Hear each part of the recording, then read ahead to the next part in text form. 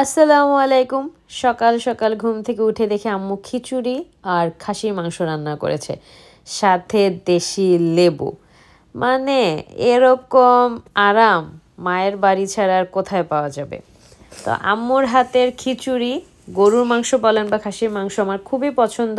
আজকে আমাকে আর আজমিকে একটু দরকারের জন্য বের হতে হবে, তো তাড়াতাড়ি ব্রেকফাস্ট সেরে নিতে হবে।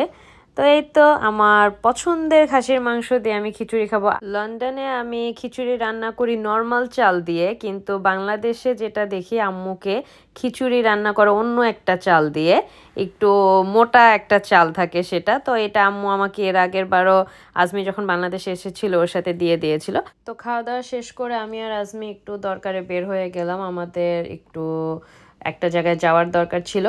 তারপরে কাজ শেষ করে বাসায় এসে দেখি আমার দুলাভাই হিরাঝিল থেকে পরোটা আর কাবাব নিয়ে আসছে, সাথে আমাদের খুবই পছন্দের একটা চা নিয়ে আসছে। দেখে চাটা খুবই লোভনীয় লাগছিল, কিন্তু আমি ওয়েট করছিলাম চাটা কখন খাবো।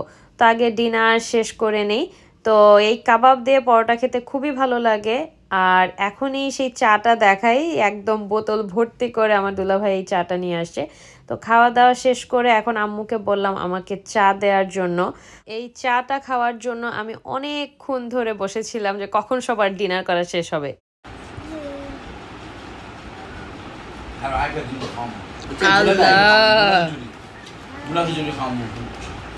কি মজা! আপনার কথা শুনেই আমি রাজি হয়েছি যে এরকমই বাইরে ভাই আমার দরকার। তো আমি 2 দিনের ভিডিও আসলে একসাথে যোগ করে দিয়েছি। পরের দিন আমি আর আজমি একটু বসুন্ধরাতে গিয়েছিলাম একটা কাজের পরে। বসুন্ধরার ওই দিকেই যাওয়া হয়েছিল, তো ভাবলাম যে ঠিক আছে এদিক যেহেতু এসেছি একটু বসুন্ধরার ফুড কোর্টে গিয়ে কিছু খেয়ে নেই। তো যাওয়ার পরে আমার নিজের জন্য একটা কাঁচা আমের আর আজমির জন্য একটা কি মিল্কশেক নিয়েছিলাম আমার খেয়াল নেই।